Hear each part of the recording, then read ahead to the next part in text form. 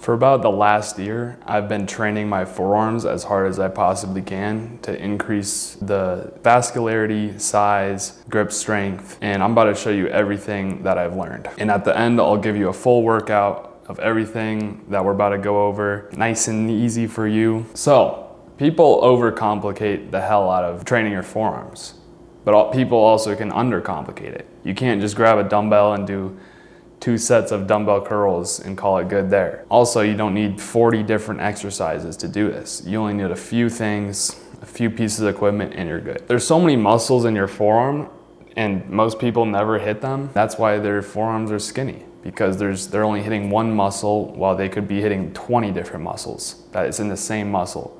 Imagine if you had 2 biceps and you could have double the bicep, but you're just not training half of your bicep. So we're gonna start with our hands and fingers. And by training our hands and fingers, we're inadvertently also training our grip strength and the vascularity of our hands and arms. So let's start out with your thumb and pinky pads. And the only way you can really grow these is by doing super high reps of small movements. And what I do is I just bought a hand gripper, you know, $15. You can do so much stuff with these. You can hit your fingers with it, but what I like to do is specifically target my thumbs. You can just like pin them underneath a table and squeeze them with your thumb. And you can also just do like thumb presses. And the same with your pinky. You just isolate your pinky, you grip it on just one side of the thing, and you wanna hit at least 100 reps of this. But you wanna hit at least 100 reps of 3 to 4 sets. You can do it before you go to bed, you can do it on the toilet, you can just do it anywhere. There's no excuse not to be doing these.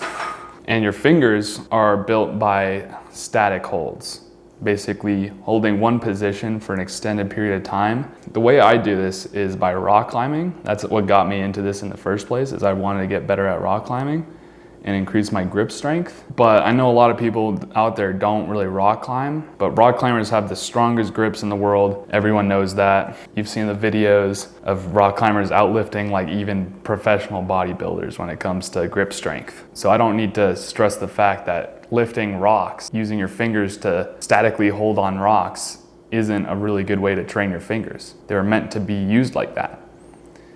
So if you're not a rock climber, what you can do is just pick out a bunch of rocks, you know, pretty nice sized rocks, bring them home with you and just grip them. Pick them up in different ways, and it's just kind of doing deadlifts and just holding it with your fingers as long as you can. And that's basically the same thing as climbing. Now let's get into forearms. Like I mentioned earlier, there's tons of different muscles in your forearm. You don't need to isolate every single strand of muscle, Jeff Nippard style, scientific base lifting. You can just hit an all-round exercise that hits all of it all at once. And it's basically, all you need is a frying pan or a stick with a weight on the end. And you flip that back and forth until you fail. You can also do curls with these, reverse curls, a good all-round exercise. You don't need to overcomplicate it much than that. And just for good measure, I also like to throw in one last set of curls, like one exercise of curls. And you can do this also using kitchen stuff.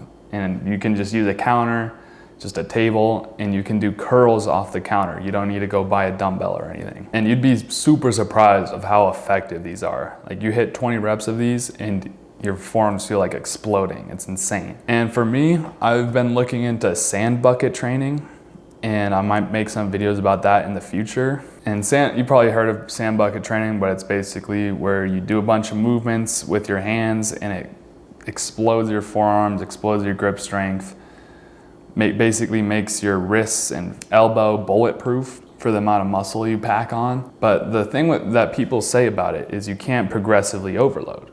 Like you can't increase the weight of a sand bucket. But I did some brainstorming and I figured like, hey, what's heavier than sand? Metal. So eventually when I get too strong just for moving sand around in a bucket, I can move to like ball bearings or steel shot, exponentially make it way harder. And then I'll have to restart the progressive overload. And that's how you build muscle, that's how you build strength. So as I promised, here's the workout. Good job watching this whole video. That shows me that you have a above average attention span and you may be willing to do what it takes to get Baki level forearms.